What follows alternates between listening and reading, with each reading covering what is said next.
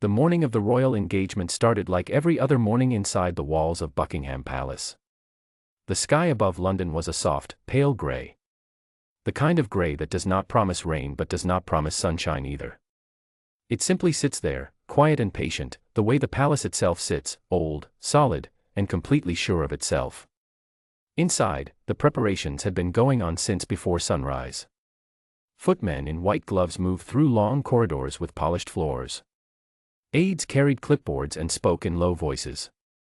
Cars were arranged in order outside the gates. Every person had a role. Every role had a rule. And every rule had been practiced so many times that it lived not in the mind but in the muscles. The palace did not run on feeling. It ran on precision. Sergeant Kevin Doyle had been part of this world for 11 years. He was not a tall man, but he carried himself in a way that made you feel he was. His shoulders were square. His uniform was pressed without a single fold in the wrong place. His face was the kind of face that gave nothing away, calm in the way that comes not from peace but from years of training yourself to hold still no matter what is happening around you. He had stood guard in the cold. He had stood guard in the heat. He had stood guard through ceremonial events that lasted 4 hours and through private family moments that lasted 4 minutes. He was, by every standard the palace used to measure such things, exactly the kind of man you wanted protecting the people inside those walls. He had a daughter of his own. 8 years old. She liked to collect stickers and leave them on the back of chairs.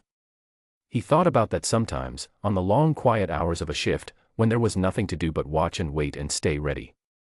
Princess Charlotte was 4 years old at the time of the engagement. She had her mother's eyes and her father's determination, which meant she moved through the world with a kind of cheerful confidence that was completely unaware of itself. She did not know she was remarkable. She simply was. She walked with the bounce of a child who has never had a reason to walk slowly, and she looked at the world around her the way all children do, not as something to understand but as something to explore. The engagement that morning was a formal public appearance. The kind with a crowd gathered at a careful distance behind metal barriers, with cameras set up on elevated platforms, with journalists who had been approved and positioned and given specific instructions about where their lenses were allowed to point. Everything was managed. Everything was controlled. Everything had a place. The royal party arrived from inside the palace through a set of large double doors that opened onto a wide stone terrace. Stairs descended from the terrace in 2 wide sweeps, meeting at a lower landing before continuing down to the courtyard where the cars waited and the ceremony would begin. The stairs were beautiful, the kind of stairs that had been walked by kings and queens and prime ministers and presidents. They were also steep. And old. And made of stone that, in the cool of a grey London morning, carried a faint layer of dew on its surface. The party moved out through the doors in the correct order. Every person knew their position. Every position had been rehearsed. Charlotte walked with her mother, the Princess of Wales, 2 steps behind the adults leading the group. A primary escort moved just ahead. A secondary escort held position at the rear. Doyle was stationed at the side, not directly in the walking line but parallel to it, covering the perimeter, his eyes moving the way trained eyes do, not focusing on any one thing, but taking in everything at once. They reached the terrace. The crowd, visible at the far end of the courtyard, gave a sound that was somewhere between a cheer and a sigh. Charlotte looked toward them. Children always do. There is something irresistible about a crowd of people all looking in your direction, even if, especially if, you have grown up with it. She turned slightly to look, the way a child turns, with her whole body rather than just her head, and in that turn her feet shifted, and she moved 3 small steps to the left of her mother's side, and suddenly she was no longer inside the line of the formation. She was near the edge of the terrace. The stairs descended sharply from where she now stood.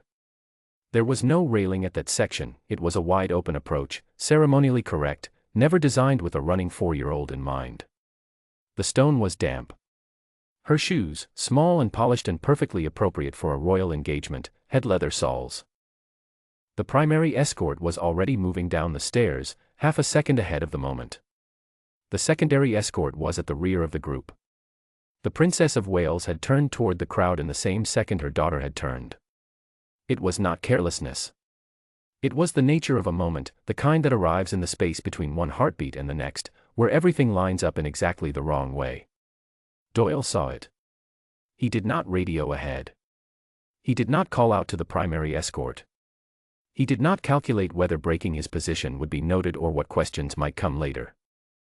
He did not think at all, not in the way thinking usually works, with words and reasoning and weighing of options.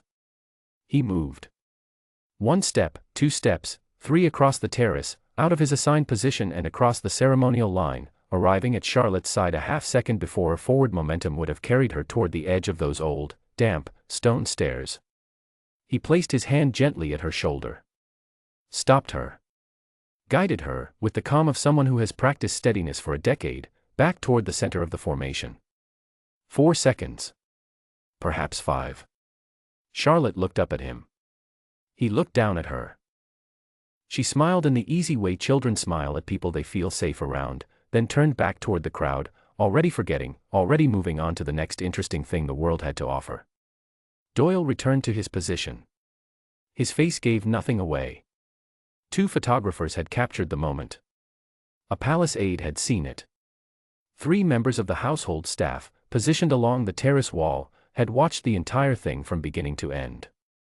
Within the hour, a conversation had begun in the quiet, careful language that official institutions use when something unexpected has happened and they are not yet certain what to do about it. The footage, when it appeared online, spread with the speed that footage always spreads when it involves royalty and something no one expected. The comments that followed were, for once, almost entirely kind. People watched a man step out of a line and they felt something, not quite able to name it at first, and then suddenly very able. It was the feeling of watching someone do the right thing without stopping to decide whether it was allowed. But the question remained.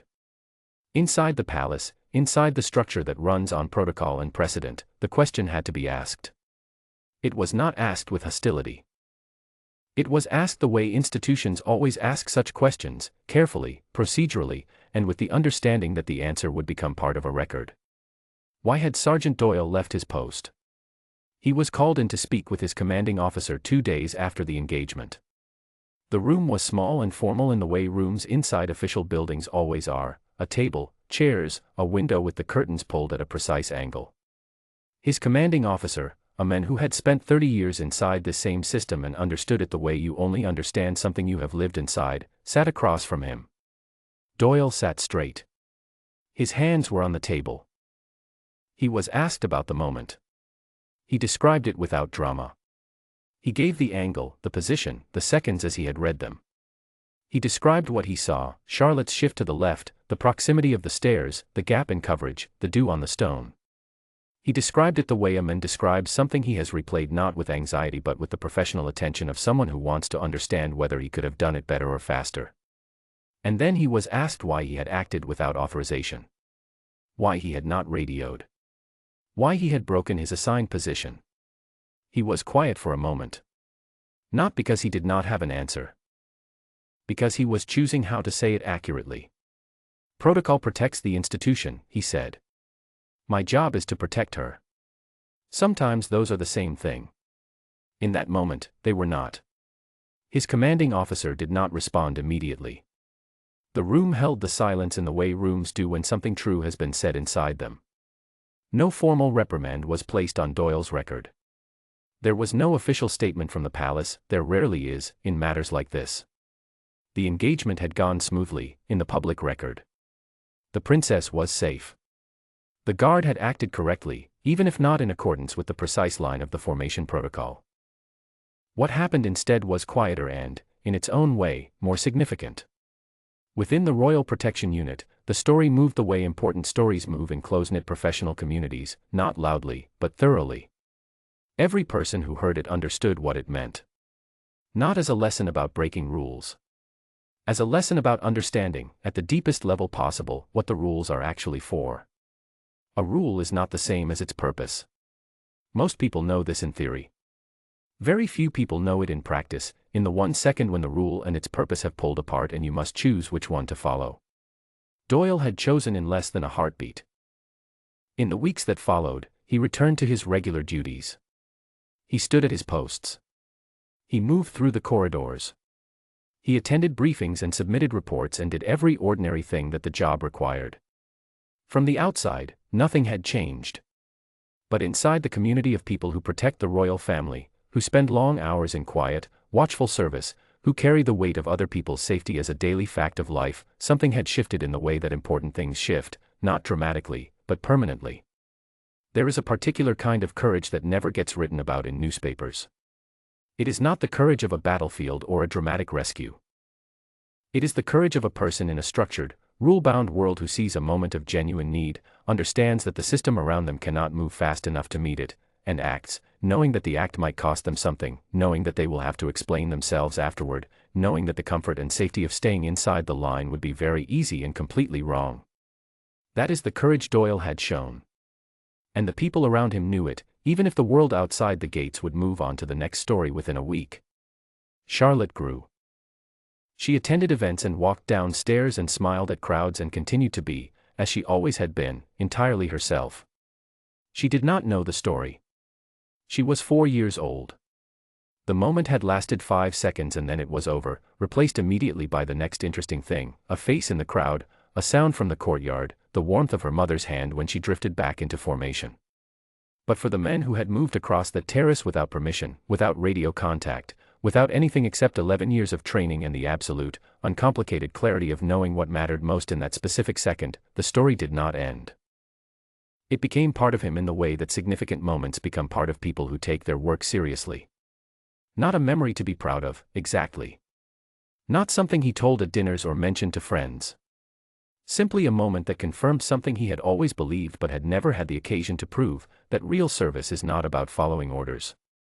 Real service is about understanding, completely and without confusion, what the orders were always trying to protect. His daughter was 9 by the time the story had settled into its quiet place in Palace history. She still collected stickers.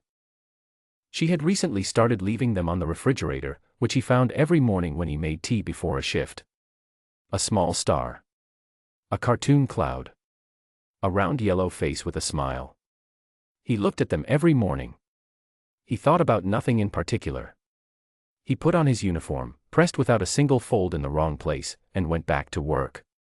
The grey London sky waited above the palace gates, the same as it always had. Patient. Quiet. Holding whatever came next.